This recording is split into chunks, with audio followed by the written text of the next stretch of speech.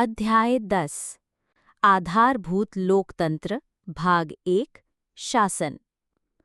बच्चों, आज हम पढ़ेंगे शासन और लोकतंत्र।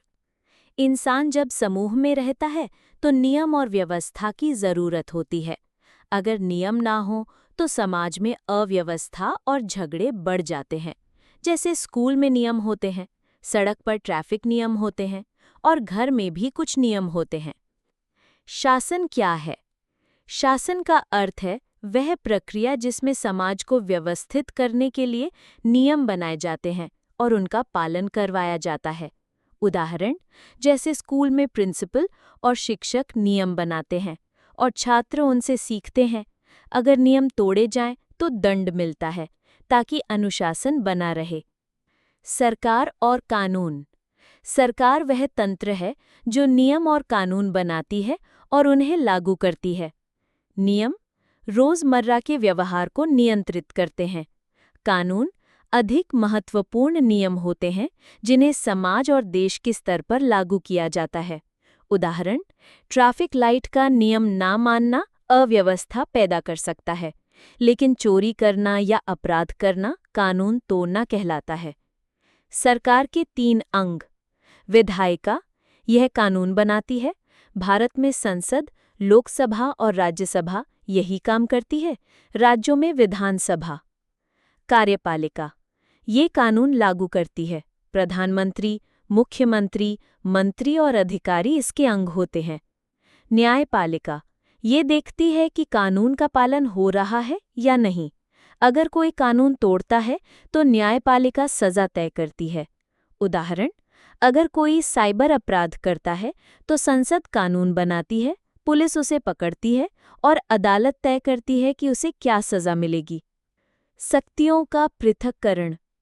किसी भी अच्छे शासन तंत्र में तीनों अंग अलग अलग काम करते हैं, लेकिन एक दूसरे पर निगरानी रखते हैं। इससे संतुलन बना रहता है। अगर सारी शक्ति एक ही संस्था या व्यक्ति के हाथ में हो तो तानाशाही हो सकती है। उदाहरण, जैसे एक स्कूल में अगर केवल एक छात्र सारे नियम बनाए, उन्हें लागू भी करे और गलती करने वालों को दंड भी दे, तो क्या ये न्याय संगत होगा? बिल्कुल नहीं। इसलिए शक्ति का बंटवारा जरूरी है। सरकार के स्तर। भारत में सरकार 3 स्तरों पर काम करती है।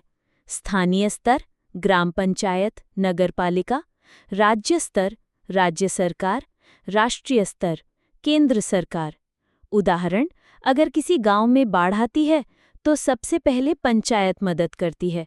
अगर स्थिति बिगड़ती है तो राज्य सरकार राहत दल भेजती है और अगर बाढ़ बहुत बड़ी हो जाए तो केंद्र सरकार सेना और राष्ट्रीय एजेंसियां भेजती है। लोकतंत्र क्या है? लोकतंत्र का अर्थ है लोगों का शासन।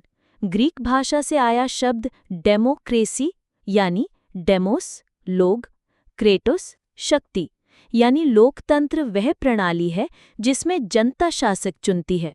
भारत दुनिया का सबसे बड़ा लोकतंत्र है जहां हर 18 वर्ष से ऊपर का नागरिक वोट डाल सकता है। उदाहरण, जैसे कक्षा में मॉनिटर चुनने के लिए छात्र मतदान करते हैं, उसी तरह देश के नेता चुनाव के जरिए चुने जाते हैं। प्रत्यक्ष और प्रतिनिधि लोकतंत्र। प्रत्यक्ष लोकतंत्र जब लोग सीधे किसी निर्णय पर मतदान करें। उदाहरण, पिकनिक स्थल तय करने के लिए पूरी कक्षा हाथ उठाकर मतदान करती है। प्रतिनिधि लोकतंत्र, जब लोग अपने प्रतिनिधि चुनते हैं और वही उनकी ओर से निर्णय लेते हैं। उदाहरण, कक्षा का मॉनिटर चुना जाता है और वही प्रिंसिपल से पूरी कक्षा की बात करता है। भारत एक प्रतिनिधि लोकतंत्र है। भारत की लोकतांत्रिक विशेषताएं। सभी नागरिकों को समान मतदान का अधिकार। सरकार जनता की इच्छाओं से चलती है। लोगों को अपनी राय और सुझाव रखने की आज़ादी। सरकार की तीनों इकाइयां मिलकर काम करती हैं। प्रेरणा का उदाहरण, doctor APJ Abdul Kalam. Doctor कलाम ने बताया कि लोकतंत्र में नागरिकों की भूमिका बहुत बड़ी होती है। उन्होंने कहा था कि सपना वो नहीं जो नींद में आए, सपना वो है जो आपको सोने ना दे।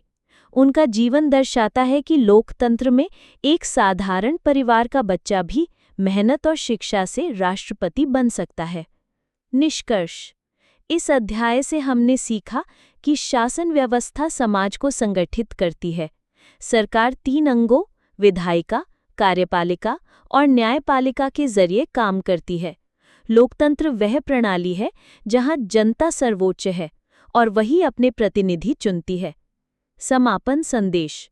बच्चों, अब आपने समझ लिया कि लोकतंत्र क्यों जरूरी है। ये हमें अधिकार भी देता है और जिम्मेदारियां भी।